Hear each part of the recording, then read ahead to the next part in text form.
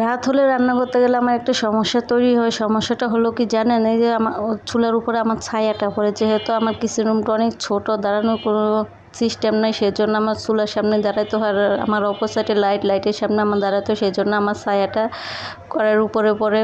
আজকে আমি দুন্দুল দিয়ে পাঙ্গাস মাছ দিয়ে রান্না করব।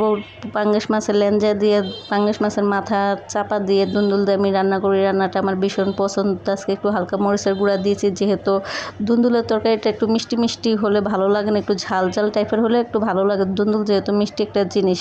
হ্যালো গাইস, কী অবস্থা? আশা করি সবাই ভালো আছেন। আমি আজকের একটা নতুন ভিডিও নিয়ে চলে এসেছি আপনাদের মাঝে।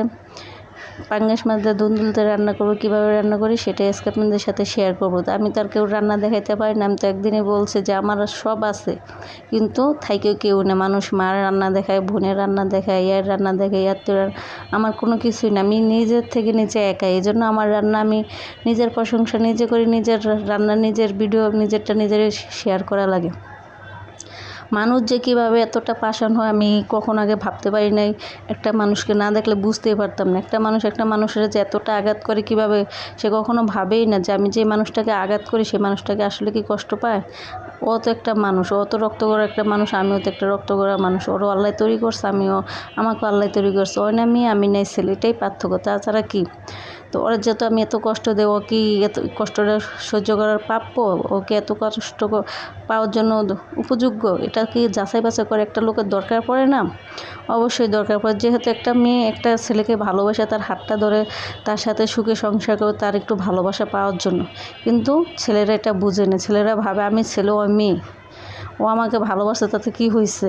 ও এখন আমার চাকরানি হয়ে থাকবে, আমি যেটা বলবো সেটাই ওর পালন করতে হইব। কিন্তু এটা তো বোঝার দরকার যে একটা মেয়ে আমাকে ভালোবাসে, তার ফ্যামিলি সব ছেড়ে এখন আমার কাছে থাকে, আমি ছাড়া তার কেউ নেই। যদি আমি তাকে আঘাত দিই, তাহলে কষ্ট দিই, সেই মেয়েটা কোথায় যাবে?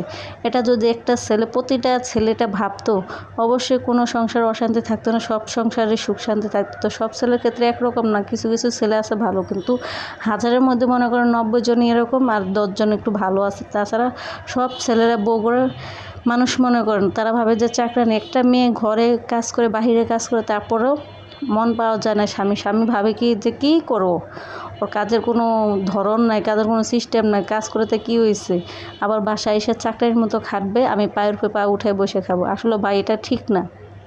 আপনিও যেমন একটা মানুষ, আমিও তো এরকম মানুষ একটা, তাই না? আমারও তো শরীরে ভালো লাগে খারাপ লাগে আছে, আমিও তো শরীরে আমার অসুস্থতা হওয়ার থাকে। আল্লাহ যেহেতু আমাকে মানুষ বানিয়ে পাঠাইছে, আমিও তো না অসুস্থ না, আমার তো ভালো লাগে আর খারাপ লাগে আছে। তো আমি না কথা গুছিয়ে বলতে পারি না। আমি অনেক কিছু বলতে চাই আপনাদের সাথে, অনেক কিছু শেয়ার করতে চাই। আমার যত আবেগের কথা আছে, আমার যত মনের কষ্টের কথা আছে, আমার যত যন্ত্রণাদায়ক আছে, আমি সব কিছু আপনাদের সাথে শেয়ার করতে, কিন্তু আমি শেয়ার করতে পারি না। আমি যখন এডিট করি ভয়েস দিই, তখন ভয়েসের আগে ভাবি আপনাদের সাথে অনেক কিছু বলবো, সব কিছু গুছিয়ে নিই। যখন আমি ভয়েস দিতে যাই, তখন আমি সব কিছু ভুলে যাই, তখন আর গুছিয়ে বলতে পারি না। মানে কি হয় জানেন, কথা বলতে গেলে মানে নার্ভাস হয়ে যায়, কীভাবে গুছিয়ে বলবো, কীভাবে আমার ভালোবাসা মানুষের আমার কথাগুলো ভালো লাগবে, এর ভাবতেই আমার কথা বলাগুলো হয় না। তো আজকে এই পর্যন্ত, আল্লাহ হাফেজ।